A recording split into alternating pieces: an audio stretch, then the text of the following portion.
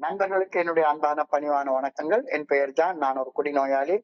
எல்லாம் வல்ல இறைவனோட அருளாலையும் தோழமையில இணைந்து செயல்படுவதால் நான் பெற்றுக்கொள்ளக்கூடிய அனுபவம் திரும்ப நம்பிக்கையாலையும் இன்னைக்கு ஒரே ஒரு நாள் நான் குடிக்கல, தெளிவா மன நிறைவா அமைதியா வாழ என்னாலான எல்லா முயற்சிகளையும் செய்து கொண்டிருக்கின்றேன்.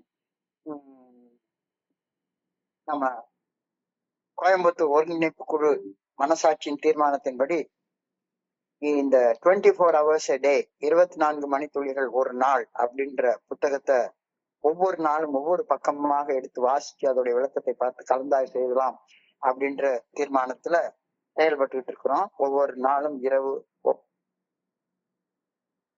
வரைக்கும் இந்த கூட்டம் நடத்தப்பட்டு கொண்டிருக்கிறது. அந்த வகையில தொடர்ச்சியாக இன்னைக்கு நாம அடைஞ்சிருக்கிற பக்கம் பிப்ரவரி மாதம் 16, ஜனவரி 1 ஆரம்பிச்சு இன்னைக்கு பிப்ரவரி மாதம் 16ஆம் தேதியை அடைஞ்சிருக்கிறோம். ஸோ இந்த பிப்ரவரி 16 பக்கத்தை வாசிச்சு அதோடைய விளக்கத்தை பார்த்து கலந்தாய்வு செய்து கூட்டத்தை நிறைவு செய்து கொள்வோம். ஸோ இந்த பிப்ரவரி 16 பக்கத்தை வாசிக்கிறதுக்கு நண்பர் பிரகாஷ் அவர்களை பணியோட கேட்டுக்கொள்றேன். பிரகாஷ், பிப்ரவரி 16. ஏய தோழமையின் இன்றைய சிந்தனை.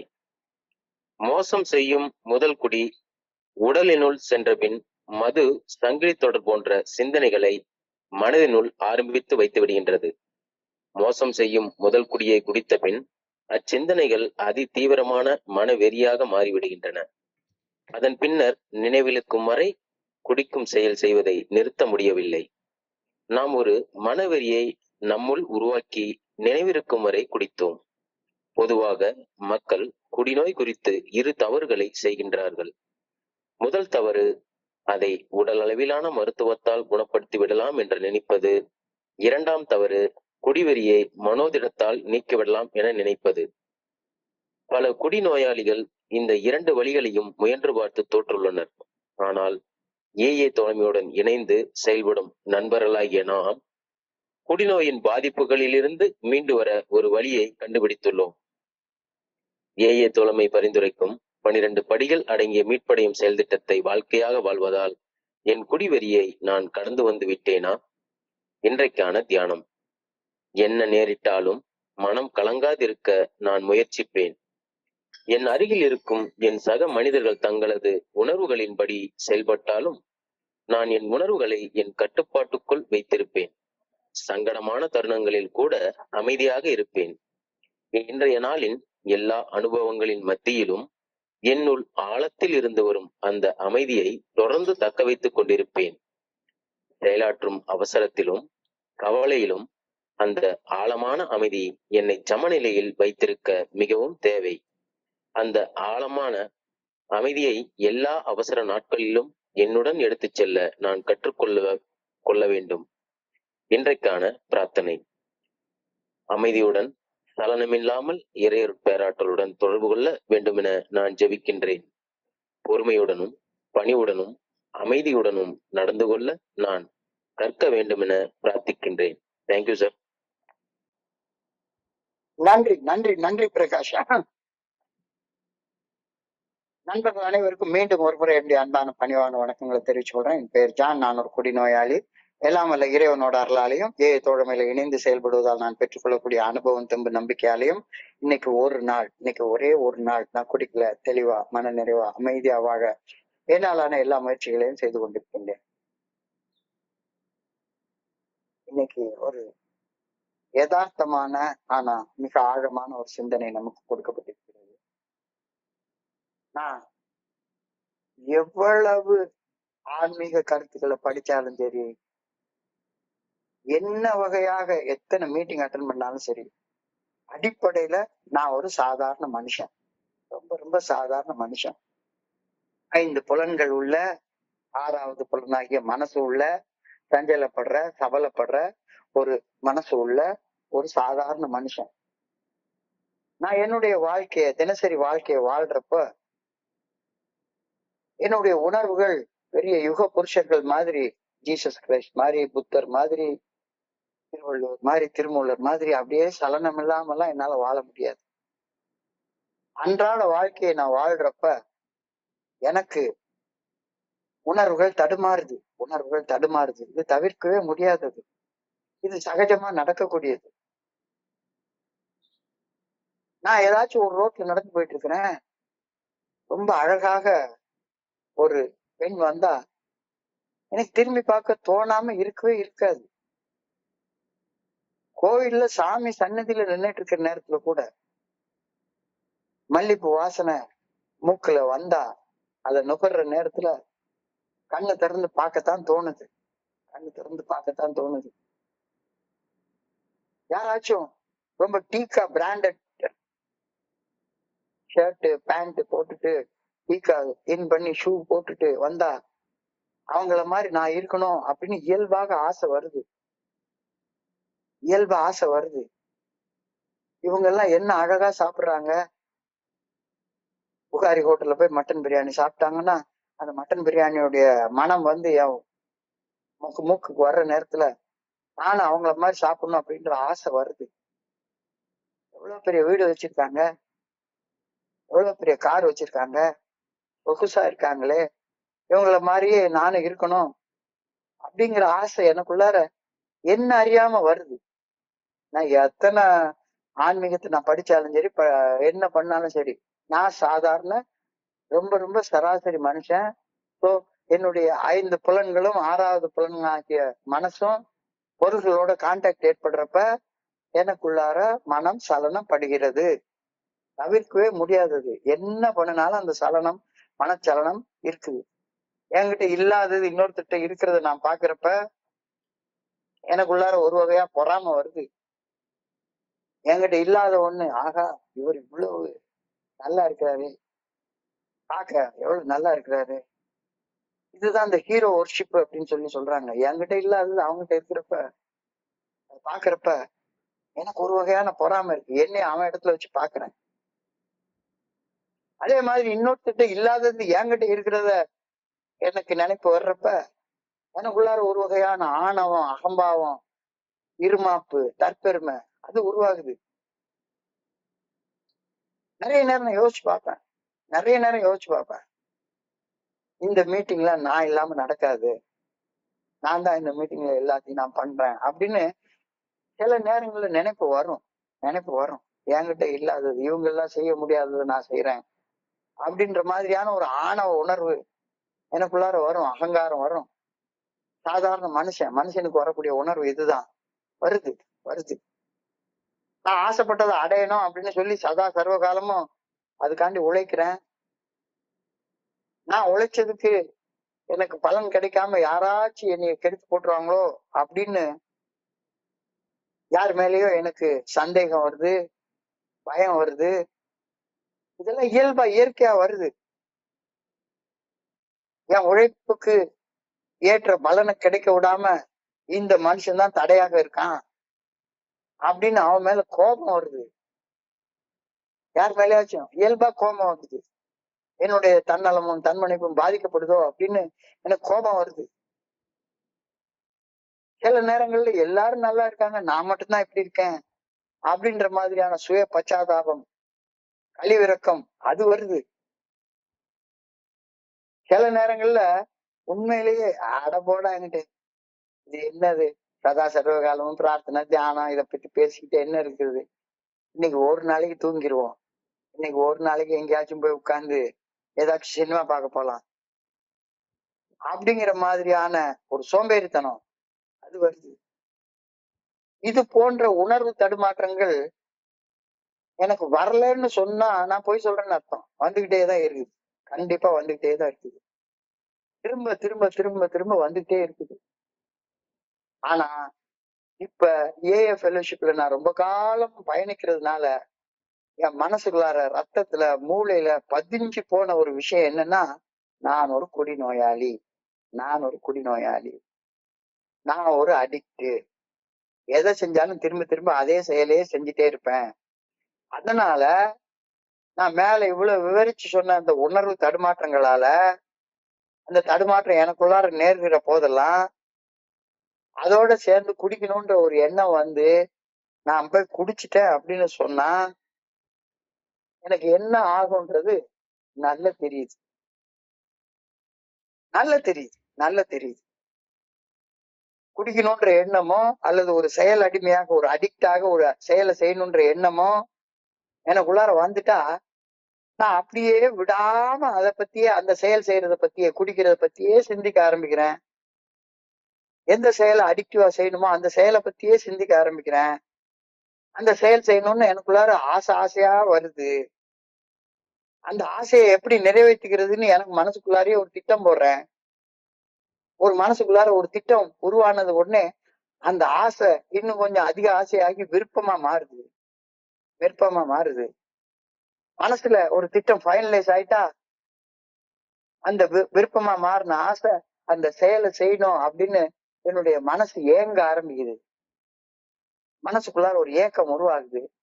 அந்த ஏக்கம் நான் செய்ய போற செயலை என்னை தலைக்குப்புற தள்ளி விடும் அப்படின்றது நல்லா தெரிஞ்சாலும் ஏதாவது ஒரு காலகட்டத்துல அந்த நான் ஸ்டாப் வந்தே பாரத் ட்ரெயின்ல நான் ஏறிடுறேன். தாங்க முடியலையே, அந்த எண்ணத்தெல்லாம் தாங்க முடியல அப்படின்னு நான் ஸ்டாப் வந்தே பாரத் ட்ரெயின்ல அந்த எண்ணம் வந்து என்னை ஏத்தி விட்டுருது. 100 தடவை அதை அவாய்ட் பண்ணி பார்த்தாலும் சரிதான். 1 மாசம் வர்றேன், 2 மாசம் வர்றேன், 3 மாசம் வர்றேன், என்ன பண்ணனாலும் ஏதாவது ஒரு நேரத்துல நான் மேல அவ்வளவு விவரிச்சு சொன்ன உணர்வு தடுமாற்றம் ஏதாவது ஒரு நேரத்துல என்னைய அந்த தப்பான செயலை செய்ய வச்சிருது அப்படின்னா சரிதான். ட்ரெயின்ல ஏறிட்டா அடுத்த ஸ்டாப் பிளாக் அவுட் தான், நினைவு இழப்பு தான். சோ இத பத்தி தான் 3 நாளா திரும்ப திரும்ப இதே கருத்து தான் சொல்லப்பட்டுக்கிட்டே வந்துட்டு.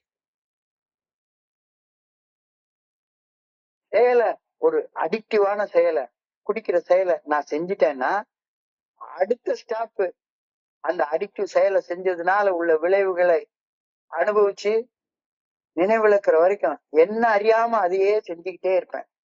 இது என்னுடைய நோய். இதுதான் இன்னைக்கு சிந்தனையுடைய முதல் வரியாக கொடுக்கப்பட்டிருக்கிறது. அவர் one drink started the train of thought and became our obsession, and from then on we could not stop drinking. இதான் இன்னைக்கு சிந்தனையுடைய முதல் வரி. one drink started the train of thought. முதல்ல அந்த ஒரு குடிய குடிச்ச உடனேயே உடம்புக்குள்ளார ஒரு பிசிக்கல் அலர்ஜி, உடல் அளவிலான ஒரு ஒவ்வாமை, பிசிக்கல் கிரேவிங், உடல் அளவிலான ஒரு ஏக்கம் செட்டின் ஆயிடுது. அந்த ஏக்கம் திரும்ப திரும்ப திரும்ப திரும்ப அந்த செயலையே செய்யணும்னு சிந்திக்க வச்சுக்கிட்டே இருக்குது.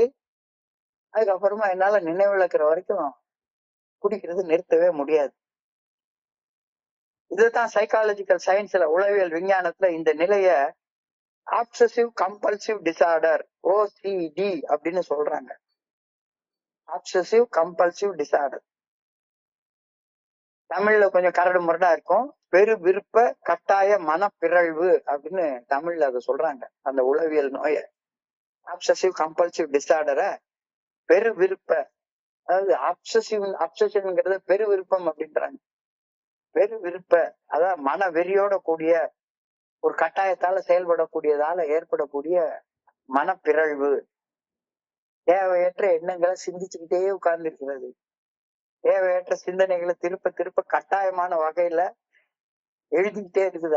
அந்த சிந்தனைகள் மனசுல எழுதுறத கட்டுப்படுத்தவே முடியல. இதனால உருவாகக்கூடிய அந்த மன நோய் தான் அப்சசிவ் கம்பல்சிவ் டிசார்டர், OCD, பெரு விருப்ப கட்டாய மனப்பிறழ்வு. நான் ஒரு செயல் அடிமையாக செஞ்ச தப்பையே திரும்ப திரும்ப செய்து வாழ்றப்ப மேலும் மேலும் அடிமட்ட நிலைக்கு போறேன்.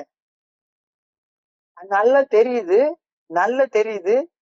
தெரிஞ்சும் செஞ்சுட்டே இருக்கேன். என்னால இந்த காரணம் என்னால புரிஞ்சு கொள்ளவே முடியல. அடி மட்டும் சந்திப்பேன்றது தெரியுது, தெரிஞ்சும் அந்த செயலை நான் செஞ்சுட்டே இருக்கேன்.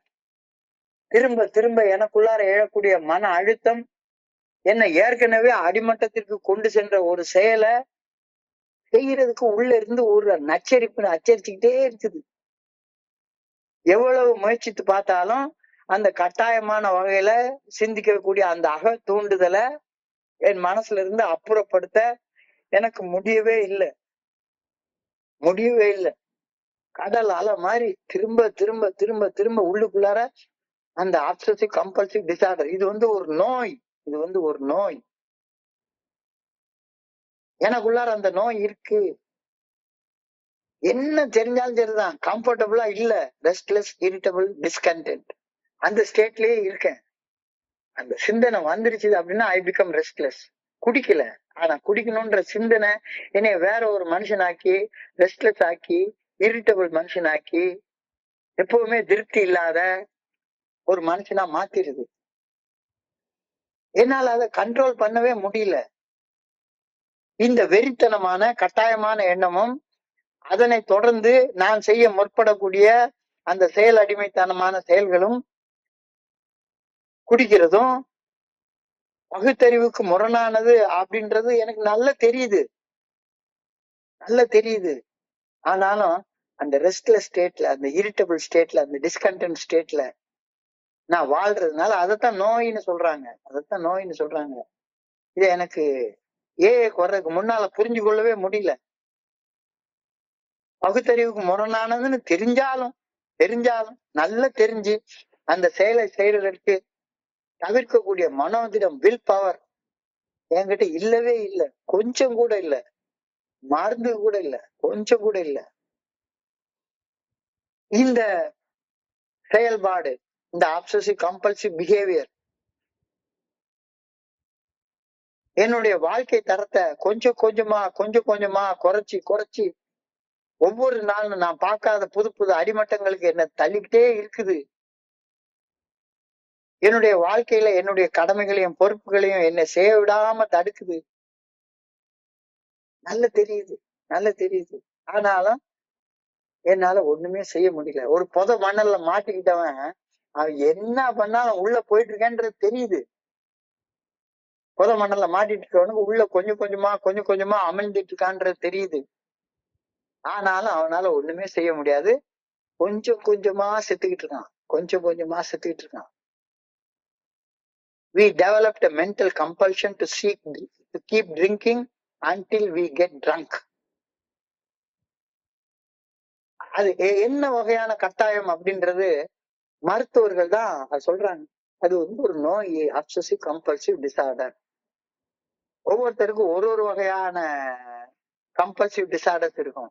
குடிநோயாளியை பொறுத்த அளவுல குடிக்கணும் அப்படின்ற கட்டாயம், அல்லது கோயிலுக்கு போகணுன்ற கட்டாயம், மீட்டிங்க்கு வரணுன்ற கட்டாயம், எதையுமே சுதந்திரமாக தேர்ந்தெடுத்து செய்யவே தெரியாது. ஒரு மென்டல் கம்பல்ஷன்லயே செஞ்சு பழக்கப்படுறது என்னுடைய நோய். மறுபடியும் ஒரு 2-3 நாட்களாக இதே சிந்தனை திரும்பவும் வழங்கப்பட்டு கொண்டே இருக்கிறது.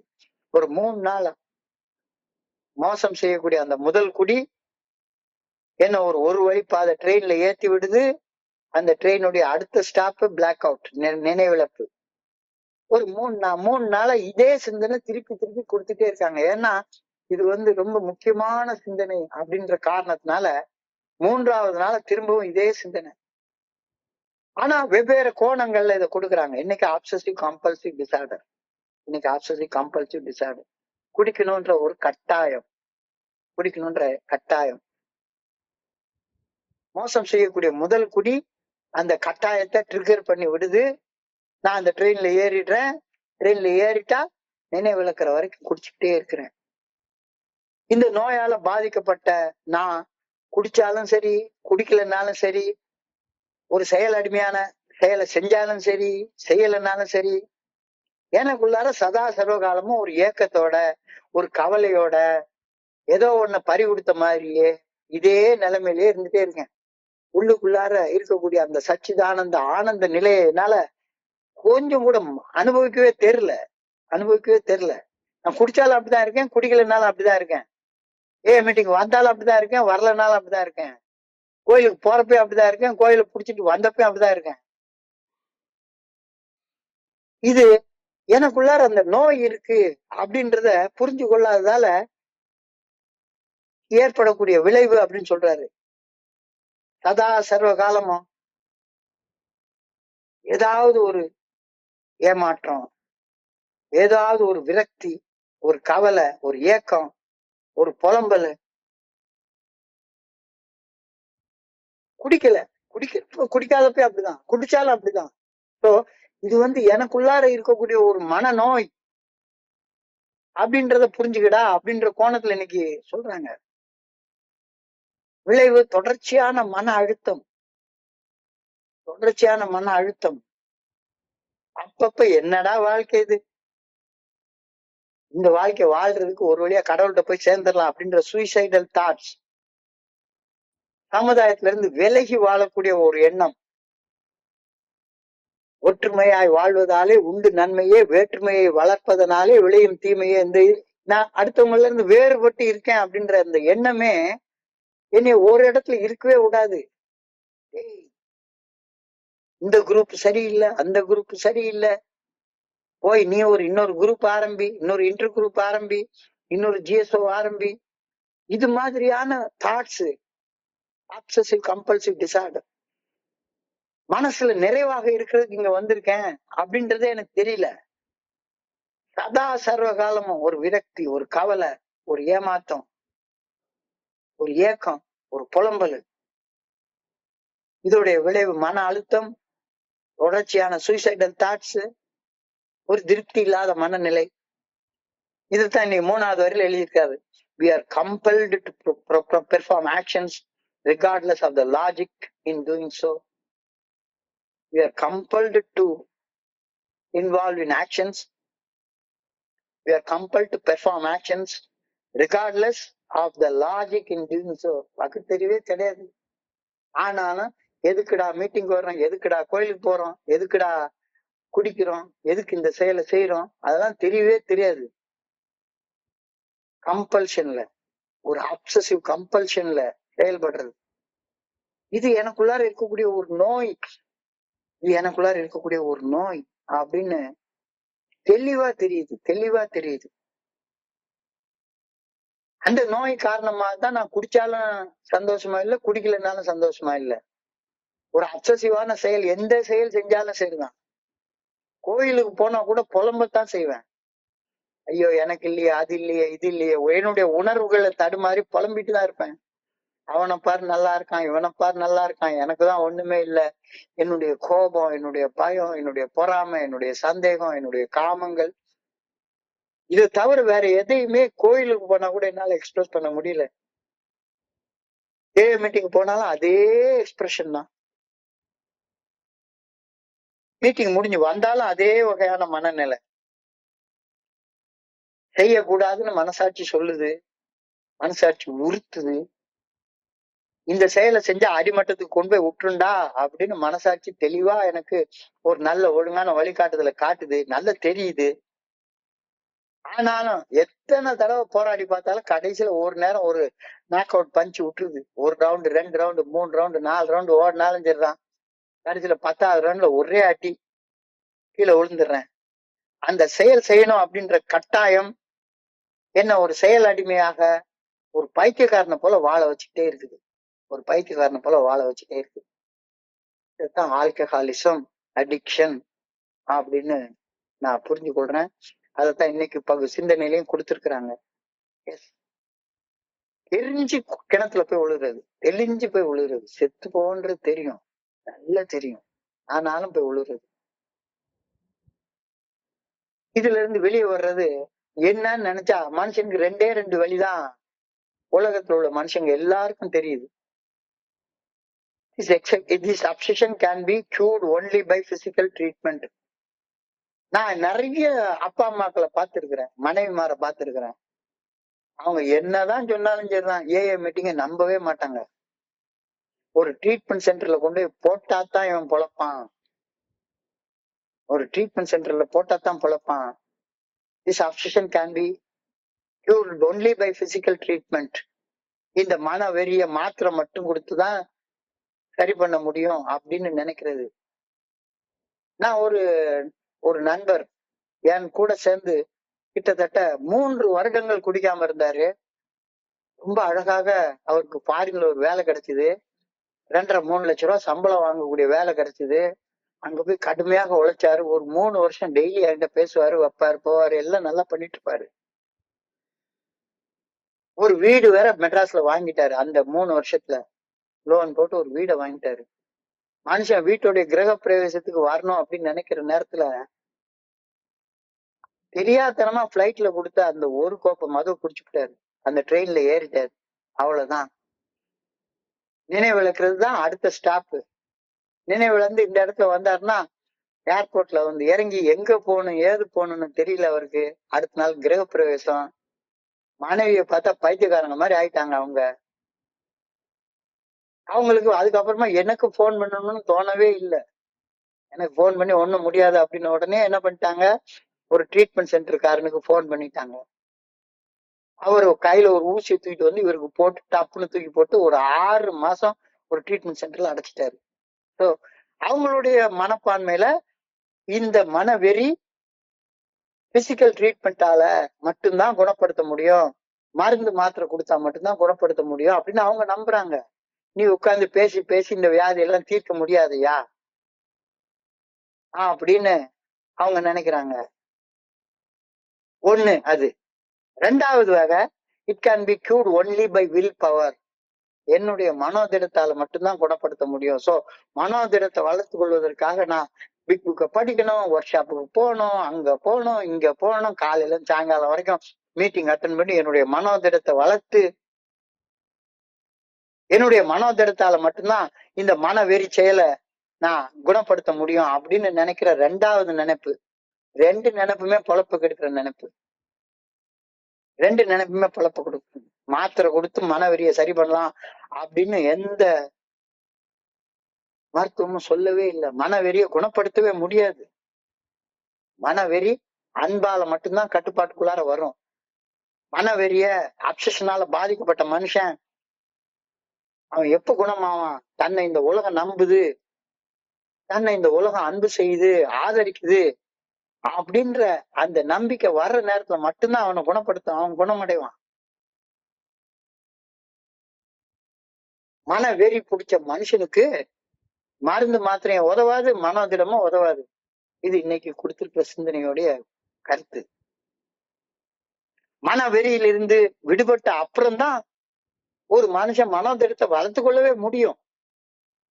அதுக்கப்புறம் தான் அவனுக்கு வில் பவரே வரும். அது வரைக்கும் அவனுக்கு வில் பவர் ஒண்ணுத்துக்கும் வேலை செய்யாது, ஒண்ணுத்துக்கும் வேலை செய்யாது. மன வெறியில இருந்து விடுபட மனோதிடம் வேலை செய்யவே செய்யாது. மருந்து மாத்திரையே வேலை செய்யவே செய்யாது. அன்பும் ஆதரவும் மட்டும்தான் வேலை செய்யும். அன்பு ஆதரவு மட்டும்தான் வேலை செய்யும், வேற எதுவுமே வேலை செய்யாது அப்படின்ற கருத்தை இன்னைக்கு சிந்தனையில ரொம்ப ஆழமா கொடுத்திருக்கிறாங்க. இந்த ரெண்டையும் நினைச்சுதான் நம்ம பண்ணிட்டு இருக்கோம். ஒண்ணு, அறிவு சார்ந்த பெரிய புத்தகத்தை எடுத்து அண்டர்லைன் பண்ணி படிச்சு படிச்சு படிச்சு படிச்சு மனோதிடத்தை வளர்த்து கொண்டு குணப்படுத்திடலாம். இல்லாட்டி போனா ட்ரீட்மெண்ட் சென்டர்ல போய் ஊசி போட்டு குணப்படுத்திடலாம். இந்த ரெண்டை தவிர வேற எந்த சிந்தனையும் வரமாட்டேங்குது. நான் உண்மையிலேயே இந்த கவுன்சிலிங்னா என்ன பண்றாங்க, கவுன்சிலிங் ஒண்ணு படிக்கலாம் அப்படின்னு பம்பாயில இருக்கிற நேரத்துல ஒரு கவுன்சிலிங் கோர்ஸ்ல போய் சேர்ந்தேன். எனக்கு பாடம் சொல்லி கொடுத்தவங்க ஒரு 70 வயசு லேடி, 2 PhD வாங்கியிருக்காங்க சைக்காட்ரியில. அவங்க என்ன சொல்றாங்க, ஒரு ஒரு ஒரு அப்சசிவ் கம்பல்சிவ் டிசார்டர் உள்ள ஆல்கஹாலிக்கோ ஒரு அடிக்டோ வந்தான் அப்படின்னு சொன்னா அவனை அட்மிட் பண்ணி அவனை ஒரு 5 சிட்டிங் 6 சிட்டிங் அவனுக்கு 1 hour கவுன்சிலிங் கொடுக்குற நேரத்துல ஆட்டோமேட்டிக்கா அவன் அன்பை உணர்ந்துட்டான்னா அந்த அப்சசிவ் கம்பல்சிவ் டிசார்டர்ல இருந்து வெளியே வந்துருவான். அப்ப அன்பு உணர்த்துறது அவனை மாதிரி இருக்கக்கூடிய இன்னொரு மனுஷ ஜீவன் தான் அவனுக்கு அன்பை காட்ட முடியும். அதாவது சிக்மண்ட் ஃப்ராய்ட் அப்படின்ற சைக்காட்ரியோட ஃபாதர்னு சொல்லப்படுறவர் அவர் என்ன பண்ணுவாருன்னா ஒண்ணுமே செய்ய மாட்டாராம். எந்த அடிக்ட் கிட்ட போனாலும் சரி, அவன் தரையில உட்கார்ந்து இருந்தா அவன் கூட தரையில போய் உட்கார்ந்து போறான். அவனுக்கு சமமாக அவன் ஒரு பிளாஸ்டிக் சேர்ல உட்கார்ந்து இருந்தானா அவனுக்கு முன்னால இவர் ஒரு பிளாஸ்டிக் சேர்ல உட்கார்ந்து இருப்பாரு. அவன் ஒரு ஸ்டூல்ல உட்கார்ந்து இருந்தானா இவரு ஒரு ஸ்டூலை போட்டு உட்கார்ந்துக்கிறது. அவனை பேச விடுறது. இவருக்கு அறிவுரை சொல்றதே கிடையாது. அவன் பேசலன்னா அவன் கண்ணையே பார்த்துட்டே இருக்கிறது. 10 நிமிஷம் கண்ணை பார்த்தானா அவன் கண்ணுல இருந்து லேசா கண்ணீர் வர ஆரம்பிக்கும். பேச ஆரம்பிப்பான். அவனை பேச விட்டு கேட்கறது.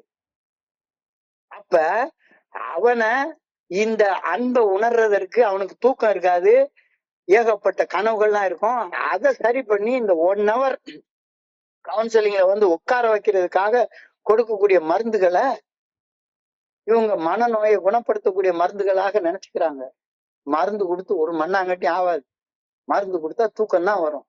நல்ல அமைதியாக தூக்கி நல்லா சாப்பிட்டு 1 மணி நேரம் ஒருத்தரோட வந்து உட்கார்ந்து, ஒரு சைக்காட்ரிஸ்டோட வந்து உட்கார்ந்து அல்லது ஒரு கவுன்சிலரோட வந்து உட்கார்ந்து அவன் வந்து அவங்களுடைய அன்பான முகத்தை பார்த்து, அவங்க அறிவுரையும் சொல்லல, ஒண்ணுமே சொல்லல. என்னுடைய அந்த கவுன்சிலிங்ல அந்த கவுன்சிலர் சொல்லி கொடுத்த ஒண்ணு, அறிவுரையெல்லாம் ஒரு நாள் வேலை செய்யாதுடா. அவனை பேச விட்டு நீ கேளு. அவனை பேச விட்டு நீ கேளு. கேட்க கேட்க கேட்க கேட்க அவன் கண்ணுல இருந்து தண்ணி வர ஆரம்பிக்கும். ஒரு 5 சிட்டிங் எவ்வளவு பெரிய பைத்தியக்காரனும் குணமாயிருவான். அவனை அந்த மாதிரி அன்போட அவன் பகிர்றத கேட்காத எந்த கவுன்சிலிங்கும் வேலையே செய்யாது. அவன் எத்தனை வருஷ காலம் ட்ரீட்மெண்ட் சென்டர்ல இருந்தாலும் அவனுக்கு வேலையே செய்யாது. அப்ப அவனை கொஞ்ச நேரம் ரிலாக்ஸ் பண்ண வைக்கிறதுக்கு, உடல்ல உள்ள நோய்களை போக்கி சில ஹார்மோன்கள் சுரக்கிறதுக்காக மாத்திரைகள் கொடுப்பாங்க. அது எல்லாமே அவனை மனசை அமைதிப்படுத்தி தூங்க வச்சு அன்பை உணர்வதற்கு, அவனை தயார்படுத்துவதற்காகத்தான் மருந்து மாத்திரை. மன வெறி மருந்து மாத்திரையால குணமாகாது. அன்பை உணர்வதால மட்டும்தான் குணமாகும். அன்பை உணர்வதற்கு அந்த மனுஷனை தயார்படுத்துறதுக்கு ஒரு சில மருந்து மாத்திரையை கொடுக்கலாம். அவன் தூங்கி இருக்கவே மாட்டான். அவனை நல்லா தூங்க வச்சு, இங்க என்னடான்னா போனா ஒரு மனநல மருத்துவர் வந்து வெறும் 5 நிமிஷம் பேசுறாரு, 15 மாத்திரை எழுதி கொடுத்துறாரு, அடுத்தது 15 நாள்ல வான்றாரு. இவன் அந்த எழுதி கொடுத்த மாத்திரையெல்லாம் 6 மாசம் போட்டுட்டு முன்னிலைமையோட பின்னிலை மோசமாகி போய் அவன்கிட்ட போறான். இன்னைக்கு அழகா சொல்லியிருக்குது, mental obsession cannot be cured by physical treatment. Mental obsession cannot be cured by willpower. 2 விஷயத்தை நீ புரிஞ்சுக்கோ. அன்பை உணர்வதால மட்டும்தான் உன்னுடைய அந்த அப்சசிவ் கம்பல்சிவ் டிசார்டர்ல இருந்து உன்னால வெளியே வர முடியும். இந்த உலகம் என்னைய நம்புது, இந்த உலகம் என்னை அன்பு செய்யுது அப்படின்னு ஒரு குடி நோயாளி நம்பணும். ஏஐல நடக்கக்கூடிய மிரக்கலே அதான். இங்க வர்றவங்க எல்லாருமே ஏஐ நம்ப ஆரம்பிச்சிருவாங்க. அப்போ நம்ப ஆரம்பிச்சுட்டாங்க அப்படின்னு சொன்னா அவங்க ஏஐல எதை நம்பணும்? ஏஐ தோழமை ஒரு வழி சொல்லுதுல்ல, அந்த வழியை நம்பணும். But we members of AA have found a way to arrest alcoholism. நமக்கு ஒரு வழி கண்டுபிடிச்சிருக்கோம். ஒரு காலத்துல ஆல்கஹாலிக்ஸ் அனானிமஸ் அப்படின்ற புக்குக்கு அவங்க ஒரிஜினலா எல்லாருமா குழுவின் தீர்மானத்தின்படி வச்ச பேரு the way out, the way out of alcoholism, வெளியேறும் வழி. அந்த மாதிரி நிறைய அந்த தலைப்புல ஏகப்பட்ட புத்தகங்கள் எழுதப்பட்டதுனாலதான் ஆல்கஹாலிக்ஸ் அனானிமஸ் பேர் வச்சாங்க. நாம ஆல்கஹாலிக்ஸ் அனானிமஸ் புத்தகத்துல சொல்லப்பட்டிருக்கிறது குடிநோயில இருந்து வெளியேறுவதற்கான ஒரு வழியை கண்டுபிடிச்சுதான் சொல்லியிருக்கோம். அந்த வழியை ஃபாலோ பண்ணி நான் என்னுடைய அந்த கட்டுப்படுத்த முடியாத மன வெறிய கடந்து வந்துட்டேனா அப்படின்ற கேள்வியத்தான் இன்னைக்கு கேட்டிருக்காரு. Have I gotten over my obsession by following the AA program? AA ப்ரோக்ராம்னா என்னது? இந்த 12 படிகள் அடங்கிய மீட்படையும் செயல் திட்டம் தான் AA ப்ரோக்ராம். AA வந்து ஒரு அமைப்பு கிடையாது. AA வந்து ஒரு ஆர்கனைசேஷன் கிடையாது. AA ஒரு இன்ஸ்டிடியூஷன் கிடையாது. AA is a program. இந்த 12 படிகள் அடங்கிய மீட்படையும் செயல் திட்டம் தான் AA கான்ஸ்டிடியூட் பண்ணுது. அதனாலதான் பில்டபிள்யூ எழுதுறாரு, ரெக்கவர் ஆகாதவங்க எல்லாருமே, those who do not recover are people who are constitutionally incapable of grasping and developing a manner of living which demands rigorous honesty அப்படின்னு எழுதுறாரு. ஏயுடைய கான்ஸ்டிடியூஷனே இந்த 12 படிகள் அடங்கி மீட்படையும் செயல் திட்டம் தான். இந்த 12 படிகளுடைய கல்மினேஷன் வந்து உச்சக்கட்டம் வந்து சக மனிதர்களை அன்பு செய்யறது. சக மனிதர்களை அன்பு செய்யறது. எனக்குள்ளார இருக்கிற கடவுள் தான் என்னுடைய சக மனிதனுக்குள்ளார இருக்கிறார் அப்படின்ற அந்த ஆன்மீக விழிப்புணர்வை முதல் 11 படிகளை கடைபிடித்து பின்பற்றியதால் கிடைச்ச அந்த ஆன்மீக விழிப்புணர்வு, அந்த அன்பை இன்னொரு மனுஷனுடைய பகிர்ந்து கொள்றது. இதை செய்தியா, இதை செய்தியா, இது ஒண்ணுதான் அப்சசிவ் கம்பல்சிவ் டிசார்டர்ல இருந்து வெளியேறதுக்கான வழி. இதை தவிர வேற எந்த வழியும் ஒர்க் அவுட் ஆகாது. மாத்திரை மருந்து வேலை செய்யாது, வில் பவர் வேலை செய்யாது. AA தோழமை பரிந்துரைக்கக்கூடிய 12 படிகள் அடங்கிய மீட்படையும் செயல் திட்டம் உன்னை பழுது நீக்கம் செய்து கொண்டு, உன்னுடைய பழுது நீக்கம் செய்து கொண்ட அனுபவத்தை பழுதுள்ள இன்னொரு குடிநோயாளிகிட்ட பகிர்ந்து கொள்ளும் போது உருவாகக்கூடிய அந்த அதிசயத்தை பத்தி தான் இன்னைக்கு பேசுறாங்க. சர்வீஸ் என்றால் பழுது நீக்கம். என்னுடைய 2 வீலரோ 4 வீலரோ மக்கார் பண்ணிச்சுன்னா என்ன பண்ணணும்? சர்வீஸ் கூடணும். அதுல உள்ள பழுதுகளை நீக்கணும். எனக்குள்ளார உணர்வுகள் தடுமாறுது, பயமா இருக்கு, கோபமா இருக்கு, பொறாமையா இருக்கு, சந்தேகமா இருக்கு, சதா சர்வகாலமும் ஒரே காம உணர்ச்சியா இருக்கு, சோம்பேறித்தனமா இருக்கு, ஆணவமா இருக்கு, கழிவுறமக்கமா இருக்கு. இந்த பழுதுகளை நீக்கிக் கொள்வது பழுது நீக்கம். அதான் சர்வீஸ். என்னைய நானே சர்வீஸ் பண்ணிக்கிட்டு அந்த பழுது நீக்கம் செய்து கொண்ட அனுபவத்தை இன்னொரு மனுஷனுக்கு பகிர்ந்து கொள்றப்ப என்கிட்ட இருந்து எப்படி அந்த அப்சசிவ் கம்பல்சிவ் டிசார்டர் வெளியே போச்சோ, அதே மாதிரி அந்த அப்சசிவ் கம்பல்சிவ் டிசார்டரால கஷ்டப்பட்டு இருக்க மனுஷங்கிட்ட இருந்தும் அந்த அப்சசிவ் கம்பல்சிவ் டிசார்டர்ன்ற நோய் வந்து வெளியே போகும். அத சரியா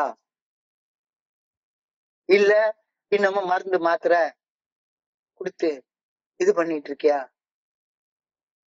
சில நண்பர்கள் சொல்றாங்க மருந்து மாத்திரை தேவை இல்லைன்னு சொல்லவே இல்லை. நிச்சயமாக மனநோய்களால ரொம்ப மோசமாக பாதிக்கப்பட்ட நிலையில இருக்கக்கூடிய ஒரு மனுஷனுக்கு மருத்துவ உதவி கண்டிப்பா தேவை. அதுக்கு சரியான மருத்துவத்தை போங்க. ஆனா எந்த மருத்துவருக்கும் தெரியும், அது ஃபாதர் ஆஃப் சைக்காட்ரின்ற சொல்லப்படுகிற சிக்மண்ட் ஃப்ராய்டு கூட தெரியும்.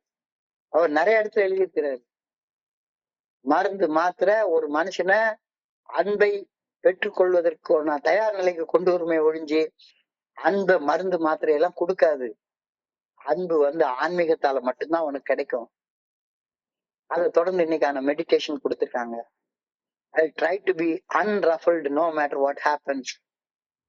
என்னை சுற்றி என்ன நடந்தாலும் நான் பதட்டம் அடையாமல் இருக்க முயற்சி பண்ணுவேன். இந்த பதட்டம் தான் என்னுடைய பிரச்சனையே. அந்த பதட்டம் தான் அப்சஷன், மனவெறி. உடனே பதட்டப்படுவேன். இது சரியில்லை, இவன் சரியில்லை, இந்த குழு சரியில்லை, இது சரியில்லை, அது சரியில்லை. என்ன பொறுத்தளவுல ஏஏ தோழமை பரிந்துரைக்கக்கூடிய 12 படிகள் இருக்க மீட்பிடன் செயல் திட்டத்தை வாழ்க்கையாக வாழும் வரை என் மனசுக்குள்ளார இனிமே பதட்டம் அடையவே மாட்டேன். ஆனா இந்த 12 படிகள் அடங்கிய மீட்படையும் செயல் திட்டத்தை வாழ்க்கையாக வாழாம ஏஏவே சுத்தி சுத்தி வந்துட்டே இருந்தேன்னா பதட்டம் அடைகிற தவிர வேற எதுவுமே எனக்கு நடக்காது. யாரெல்லாம் என்ன இப்படி முட்டாள்தனமா பேசுறீங்கன்னு சொன்னாலும் போதும்.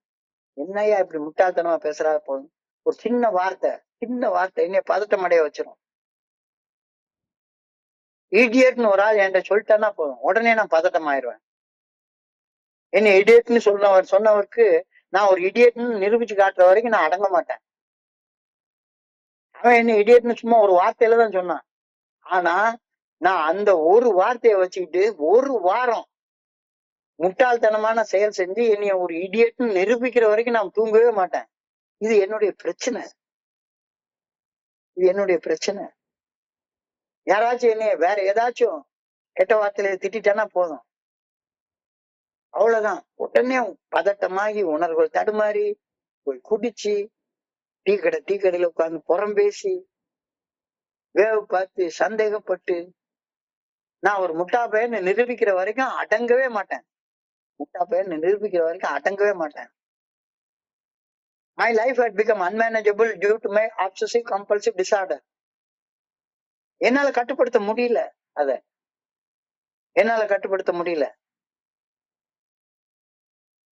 இன்னைக்கு இந்த I'll try to be unruffled no matter what happens அப்படின்ற அந்த ஒரு வார்த்தையில இந்த my life had become unmanageable அப்படின்ற வார்த்தைக்கான அர்த்தம் தெளிவா புரியுது. எனக்குள்ளார அருவமாக மறைவாக உள்ள இருந்து என்னை இயக்குவது இறையர் பேராற்றல் அப்படின்ற உண்மையை 100% ஏற்றுக்கொள்ளும் வரை என்னுடைய உணர்வு தடுமாற்றங்களை கட்டுப்பாட்டுக்குள்ளார கொண்டு வருவது சாத்தியப்படவே படாது. எங்களை விட வலிமை பொருந்திய ஒரு சக்தி, நான் புரிந்து கொண்ட இறைவன். இதெல்லாம் சும்மா வார்த்தைகள் கிடையாது. அதை குறிச்சு ஆழமாக சிந்திச்சு பாரு. இல்லைன்னா கடைசி வரைக்கும் நீ இதே மாதிரி முட்டாபாய் மாதிரி என்னமோ பண்ணிட்டே தான் இருக்க போற. உன்னுடைய உணர்வு தடுமாற்றங்களை கட்டுப்பாட்டுக்குள்ளார உன்னால கொண்டுறவே முடியாது. ஆனா அருள் என்றால் அருவம் பிளஸ் உள். அருவம் என்றால் மறைவாக இருப்பது, மறைவாக உள்ளிருப்பது, மறைவாக என்னுள்ள இருந்து என்னை இயக்குவது, இந்த அண்ட சராசரத்தையே இந்த பிரபஞ்சத்தையே இயக்கக்கூடிய பேராற்றல் அப்படின்ற உண்மைய உணர்ந்த பின் என்னுடைய கட்டாயமான நடத்தை கம்பல்சிவ் பிஹேவியர் என்னுடைய அடிக்ஷன், என்னுடைய செயல் அடிமைத்தனத்தை கட்டுப்பாட்டுக்குள்ளார கொண்டு வர்றது ரொம்ப ரொம்ப ரொம்ப ரொம்ப ஈஸி. ரொம்ப ரொம்ப ஈஸி. தானா கனியிற கனியை ஏன்டா தடியால் அடிச்சு கனிய வச்சிட்டு இருக்கேன்? தானா கனிய போகுது. அன்பை உணர்ந்து பாரு, தானா கனிஞ்சு போயிரு. இதை விட்டுவிட்டு எத்தனை குரூப்புக்கு நீ போனாலும் சரிதான், தலைகீழ குட்டிக்காரனை அடிச்சு நீ தியானம் பண்ணாலும் சரிதான், அன்பை உணர்ற வரைக்கும் உன்னுடைய அப்சசிவ் கம்பல்சிவ் பிஹேவியர் உன்கிட்ட இருந்து போகவே போகாது. I'll try to be unruffled no matter what happens around me. I'll keep calm in the face of disturbance. Keep that deep inner calm through all experience, all the day. ஒவ்வொரு நேரமும் எவ்வளவு disturbance எனக்குள்ளார வருது, எவ்வளவு disturbance வருது. என்னுடைய அப்பாவால, அம்மாவால, மனைவியால, பிள்ளைகளால, ஆத்மார்த்தமான நண்பர்களால எவ்வளவு disturb ஆகுறேன். கோபம் வருது, பயம் வருது, பொறாமை வருது, சந்தேகம் வருது. என்ன வந்தாலும் சரிதான், அந்த ட்ரெயின்ல நான் ஏற மாட்டேன். அந்த ட்ரெயின்ல நான் ஏற மாட்டேன். ஏறினா நினைவிழக்கிறது அடுத்த ஸ்டாப்ல கொண்டு போய் இறக்கி விட்டுரும். அதனால I keep calm on the face of disturbance. ஆமா, உள்ளுக்குள்ளார டிஸ்டர்ப் ஆயிருக்கு. ஆனா அந்த டிஸ்டர்பன்ஸ் போக்குறதுக்கு 12 படிகள் அடங்கிய மீட்படையும் செயல் திட்டம் தான் ஒரே வழி. நான் அன்பு உணரணும். என்கிட்ட அன்பா பேசக்கூடிய, என்னை ஆதரிக்கக்கூடிய ஒரு மனுஷங்கிட்ட நான் போன் பண்ணி பேசுவேன். சும்மா மீட்டிங்ல வந்து உட்கார மாட்டேன். I will not be Idol in the rush of work and worry. The deep silence is necessary to keep me at an even keel. உள்ளம் சமநிலையில இருப்பது நான் ஆனந்தமாக வாழ்வதற்கு மிக மிக அவசியம். என்னுடைய உள்ள சமநிலையில இல்லாதப்ப, அந்த உணர்வுகள் தடுமாறுறப்ப, எனக்குள்ளார அந்த கட்டாயமான ஒரு கம்பல்ஷன் என்ன அறியாம உள்ள வந்துரும். எத்தனை தடவை பண்ணாலும் சரிதான், மூஞ்ச தூக்கி வச்சுப்பேன், அங்க போவேன், இங்க போவேன், யாரையாச்சும் திட்டுவேன். உள்ளம் சமநிலையில் இருப்பது நான் ஆனந்தமாக வாழ்வதற்கு மிக மிக அவசியம். I must learn to take calm in these hurried days. என்னுடைய உள்ளம் அப்படியே கொதிக்கிற நேரத்துல அமைதியா உனக்குன்னு ஒரு இடத்த உருவாக்கி வச்சுக்கோ. அந்த இடத்துல போய் உட்காரு. அந்த இடத்துல போய் உட்காரு. இதத்தான் இன்னைக்கு பிரேயரா வச்சிருக்கிறாங்க. I pray that I may be still and calm in communion with God. இறைவனுடைய நல்ல ஒழுங்கான வழிகாட்டுதலை உணர்ற வரைக்கும் என்ன டிஸ்டர்பன்ஸ் வந்தாலும் சரிதான், நான் அந்த செயல் அடிமைத்தனமான செய்யக்கூடிய அந்த செயலை செய்யாம ஒரு இடத்துல போய் அமைதியா உட்கார்றேன். புறம் பேசணுன்ற ஒரு பொறாமை வந்தாலும் சரி, என்னை ஏதாச்சும் பயமுறுத்துற பயம் வந்தாலும் சரி, கோபம் வந்தாலும் சரி, எவ்வளவு காம உணர்ச்சி வந்தாலும் சரி, ஒரு 5 நிமிஷம் கண்ணை மூடி 1 2 3 4 5 seconds நான் கவுண்ட் பண்ணேன்னா I'll be in communion with the good orderly direction of God. I pray that I may learn patience, humility and peace. நான் அந்த மாதிரி அமைதியா உட்கார்ந்துருந்தா வந்துடும். ஆனா என்னுடைய மனநோய இந்த ஒரு வழியை தவிர வேற எந்த வழியிலயும் என்னால சரிப்படுத்த முடியாதுன்னு தெரிஞ்சுக்கோ. எத்தனை மருந்து மாத்திரையை போட்டா தூக்கம் தான் வரும், வேற ஒண்ணுமே வராது. சைக்காட்ரிக் டாக்டர் எனக்கு அதை கொடுத்துட்டாரு, இதை கொடுத்துட்டாரு, அதை போட்டா சரியாகி போயிடும், இதை போட்டா சரியாகி போயிடும், ஒரு நாளும் சரியாகாது. இல்ல என்னுடைய மனோதிடத்தால நான் முட்டி முட்டி மோதி புத்தகத்தை படிச்சே சரி பண்ணிக்கிறேன், அல்லது நோட்டை எழுதி எழுதி எழுதி பக்கம் பக்கமா எழுதி சரிப்படுத்திக்கிறேன், ஒண்ணும் நடக்காது. நீ அன்பை உணர்ற வரைக்கும், அன்பை காட்டுற வரைக்கும், நம்பிக்கையை உணர்ற வரைக்கும், இந்த உலகத்தை நம்புற வரைக்கும் உனக்கு அது நடக்காது. சோ நீ அன்பை உணர்றதற்கு, அன்பை காட்டுறதற்கு ஒரே வழி, தோழமையில என்ன சொல்லியிருக்காங்க, இந்த ஒரு வழியை தவிர வேற வழி சொல்லவே இல்லை. அதான் இன்னைக்கான சிந்தனை. அதான் இன்னைக்கான சிந்தனை. We members of Alcoholics Anonymous have found a way to arrest alcoholism. அந்த way out என்ன? 12 படிகள் அடங்கிய மீட்படையும் செயல் திட்டம். Have I gotten over my obsession by following the AA program? அதான் இன்னைக்கான சிந்தனை. நான் ஒத்துக்கிட்டேனா, அதுக்காக நான் தியானம் பண்றேன்னா, பிரேயர் பண்றேன்னா, சும்மா வந்து கொஞ்ச நேரம் லேசா சிந்திட்டா, யாராச்சும் ஒருத்தன் உன்னைய முட்டா பயலன்னு சொல்லிட்டான்னா, அவனுக்கு நான் முட்டாள்னு நிரூபிச்சு காட்டுற வரைக்கும் ஏதாச்சும் முட்டாள்தனமா செயல்பட்டுட்டே இருக்கணுமா என்ன? என்னுடைய குருஜி சொல்லுவாரு, யாராச்சும் உன்னைய முட்டாள்னு ஒரு வார்த்தைய சொல்லிட்டான்னா, அந்த வார்த்தையில உண்மை இருக்கான்னு யோசிச்சு பாரு. இல்ல நீ முட்டாள் இல்லல்ல. குடிச்சா தானே முட்டாளு. அந்த ட்ரெயின்ல ஏறினா தானே முட்டாளு. ஏற மாட்டேன்னா நீ முட்டாள் இல்லல்ல. இப்ப முட்டாள் இல்லைன்னா அவன் பொய் சொல்றான். பொய்க்கு ஏன் மதிப்பு கொடுக்குற?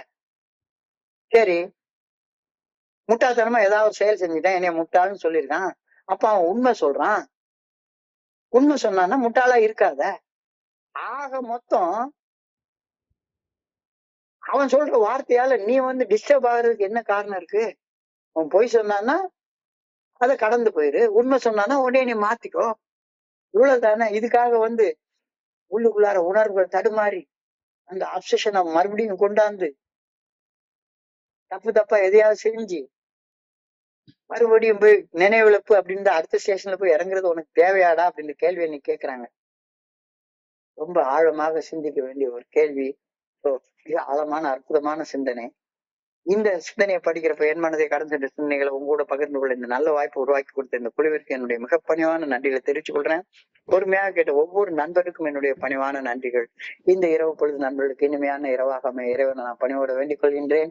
நன்றி நன்றி நன்றி நன்றி நன்றி நன்றி. வாழ்க வையகம், வாழ்க வளமுடன். Thank you very much, thank you very much, thank you very much. Over to you Prakash.